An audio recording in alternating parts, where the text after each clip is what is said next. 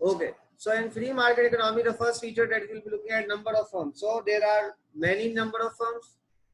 Freedom of entry. Freedom of entry is unrestricted.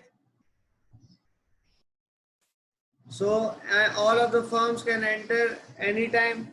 Unrestricted. There are no barriers to entry, right? No barriers to entry and exit. And then nature of product. Nature of products is homogeneous, like the open milk that you go and buy on the markets. So it is a homogeneous product. And implications for demand curve. It means that it is a horizontal demand curve. And the firm is a price taker.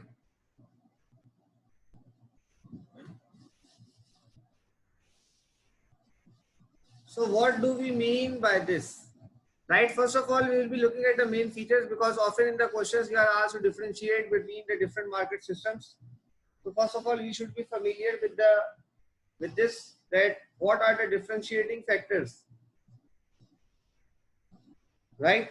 So the first thing, the most important of all is this implication for demand curve. The horizontal demand curve. Why? Because the firm is a price taker, not a price maker. And there are a large number of firms, and there is a freedom of entry and exit. It is unrestricted. You can come and enter the market at any time, and the nature of product is homogeneous. Okay. Now coming back to the main code, what are the main assumptions? Right. Then after looking at the features, we look at the assumptions when we are talking and we are describing the market structure further. The main assumptions are, first of all, that firms are price takers.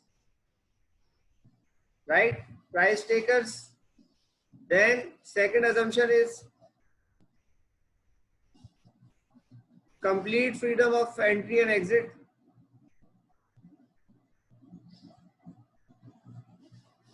Then producers and consumers have perfect knowledge.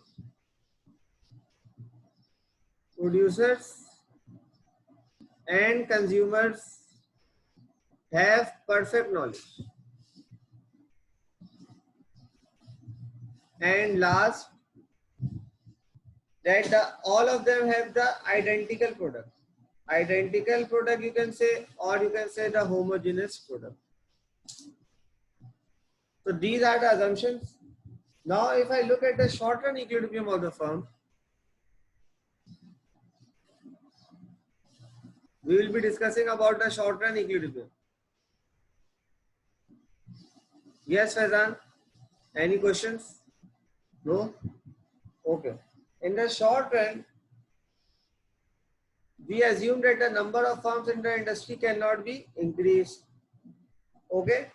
So we will be looking at the determination of three things: price, output, and profit. These are three things we will be looking for. So how is the price determined? Price is determined by the intersection of demand and supply. Output is determined where MC is equals to MR. And similarly, profit is determined by the difference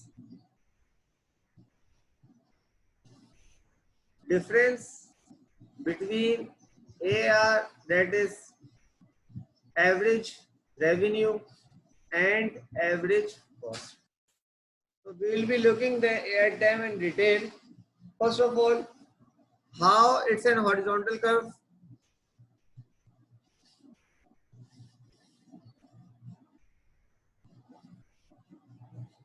So this is the overall demand and supply curve.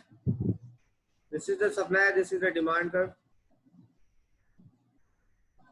This is the overall demand and supply curve.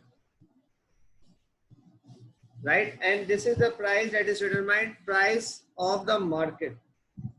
Now this is of the industry, right? And this is the total quantity QE of the industry. Now what will be the price of the firm?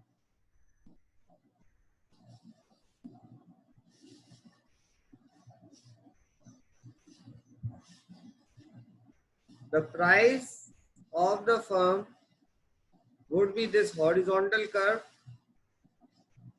This is the following this, where D is equals to AR is equals to MR is equals to MR.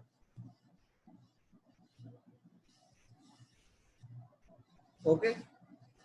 Now for the individual firm, what will happen? It has its own MC.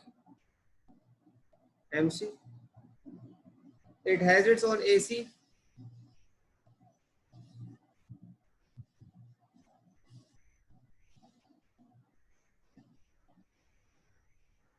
Right?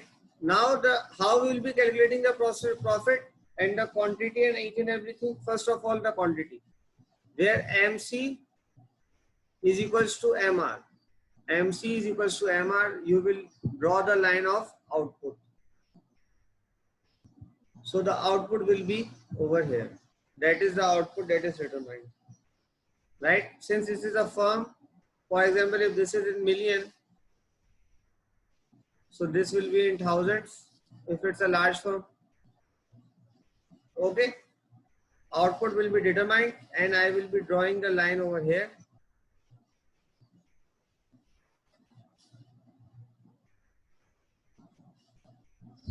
Right? This difference is the profit and this line is the price. Since the firm is a price taker, so it cannot have its own price, right? So it has the same price as the price of the industry. The profit is here, which is the difference between the AR and the AC.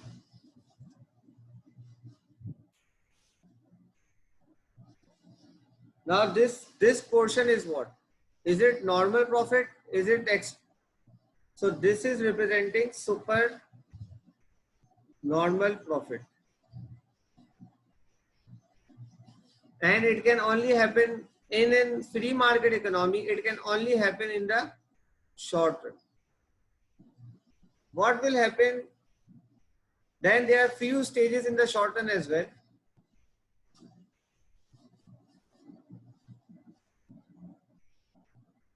There are few stages.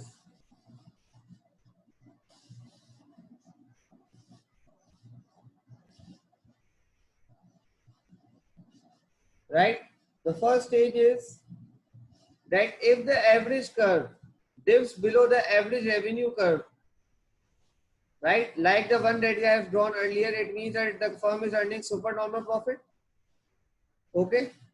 So what happens if the firm cannot make a profit at any level of output? This situation would occur if AC is above AR at all points, and this means that the company is making loss and it will be closed down or shut down. So how will that be represented? If I draw the line, okay, this is MC, this is AC, and for example, this is AR, right? If this is the output, if this is the output, then you can look at it over here. It goes up this whole segment because this is AR. So AR, AC is greater than AR. So it means that this whole portion is a loss. The great loss that we are making. The firm is making, right? So now when it is a shutdown point, often the questions in the MCQs, what is the shutdown point? The shutdown point is that when the firm is unable to cover its average variable cost. When it is even unable to cover its average variable cost, that is the point that is considered to be the shutdown point. Okay. Now, another condition in the short run that can happen and which also happens in the long run. Another condition which happens in the short run is that if this, right, and this is, if I'm going to MC, and this is the point where the AC also, this is AC, right? If this is the point,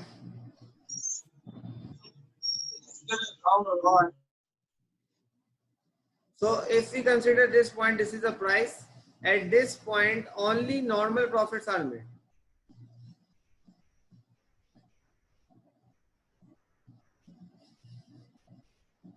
Where AC is equals to AR, only normal profits are made.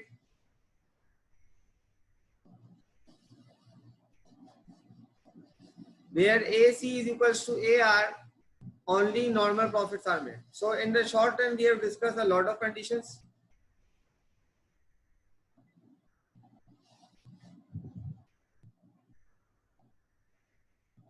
Right? Initially, what we did, we looked at free market economy, we looked at the assumptions, number of firms, there are many, freedom of entry and restricted, no barriers to entry, homogeneous product, implications for demand curve, that is a horizontal demand curve, that a firm is a price taker. Then we looked at the assumptions that producers and consumers have perfect knowledge. Then we look at the short-term equilibrium where price is the intersection of demand and supply, and the output is determined. Output is determined where MC is equals to MR. Profit is the difference between AR and AC. In the short-term equilibrium, first of all, we draw a diagram of supernormal profit where AR line is greater than, over here AR is greater than AC. So it is equivalent to supernormal profit. You can see it over here. AC is below. First of all, what you will be doing, you will be drawing a point of the output at the point where MC is equals to MR, which is this point, and then you will draw a line downwards and you will get it. Similarly, if I look at over here loss, so how I will be showing the loss? Where MC is equals to MR, I will be drawing the point upwards. AC is above. Where AC is greater than AR, then this is loss. What is the shutdown point? Often very important for MCQs.